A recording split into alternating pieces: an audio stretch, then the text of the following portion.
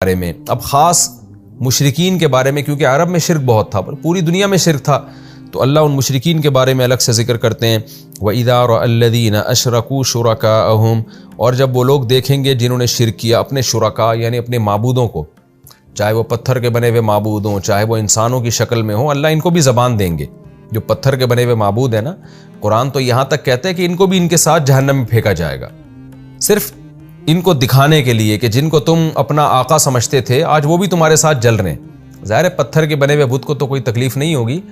لیکن یہ صرف ان کو عار دلانے کے لیے، جیسے جب کسی کو کسی پہ غضب ہوتا ہے نا،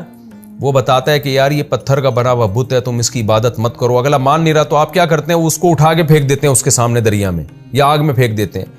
کہ جیسے موسیٰ علیہ السلام نے جب بچڑے کی عبادت ہوئی ہے تو اس کو آگ میں پھینک دیا، اور یہی دکھانے کے لیے کہ یہ اپنے آپ کو جلنے سے نہیں بچا سکتا تو تمہیں کیسے بچائے گا یہ، اور اس کی اس عظمت دلوں سے نکالنے کے لیے۔ تو اللہ تعالیٰ فرماتے ہیں کہ جب یہ لوگ اپنے شرکاء کو دیکھیں گے تو کہیں گے ربنا ہؤلاء شرکاؤنا، اے اللہ یہ ہمارے وہ شرکاء ہیں، الذین یہ وہ لوگ ہیں کنا ندعو من دونک تجھے چھوڑ کر ہم ان کو پکارتے تھے۔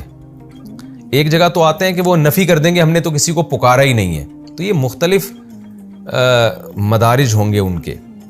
جیسے جب کوئی مجرم پکڑا جاتا ہے نا تو کبھی وہ جرم کا اقرار کر رہا ہوتا ہے، کبھی کہہ رہا ہوتا ہے میں نے کیا ہی نہیں ہے، تو مختلف حالتیں ہوتی ہیں، مختلف کنڈیشنیں ہوتی ہیں، تو قرآن بھی ان ظالموں کی مختلف حالتوں کو بیان کر رہا ہے کہ کہیں وہ کہیں گے ہم تو شرک کرتے ہی نہیں تھے، کہیں کہیں گے کہ ہم شرک کرتے تھے مگر ان کے ساتھ کرتے تھے تو انہوں نے ہمیں گمراہ کیا ہے، تو ہم ان کو پکارتے تھے تو اصل جرم تو ان کا ہے، تو اپنے آپ کو عذاب سے بچانے کے لیے متضاد باتیں کریں گے۔ یہاں بھی کہیں گے اللہ ہم ان کو پکارا کرتے تھے، تو